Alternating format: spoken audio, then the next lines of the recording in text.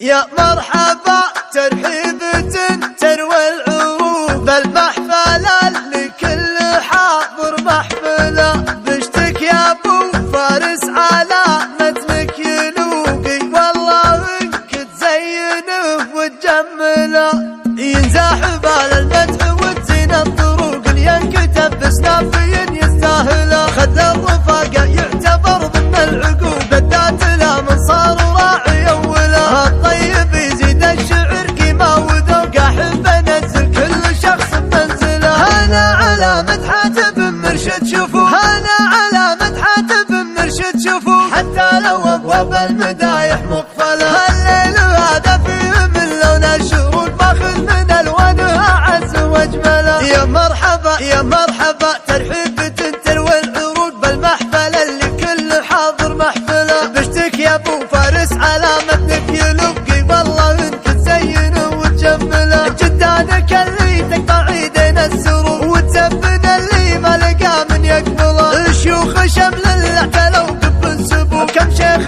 ثرى عجزوا عنه هلا حذف الجماجم عندهم حذف العدو قال لي يناحيهم خسر مستقبله من لابة العوجان من لابة العوجان من لابة العوجان نلاجت الحقوق كل مجد في قلب المجرة تتله وجيهم بيض ونواظرهم لفوق بعدين يجاريهم نسبة ورجله أحفاد من أسرى وسموا الصدور صلى الله وسلم على أحمد وهلا ينزاح بال المدح وتزين الطروق ينكتب بسنافي يستاهله خذ الرفاقة يعتبر ضمن العقول بالذات لا من صار راعي اوله الطيب يزيد الشعر قيمة وذوق احب انزل كل شخص بمنزله انا على مدحة بن مرشد شوفوا انا على مدحة بن مرشد شوفوا حتى لو ابواب المدايح مقفله الليل هذا فيه من لون الشروق ماخذ من الوانها عز واجمله يا مرحبا يا مرحبا ترحيبة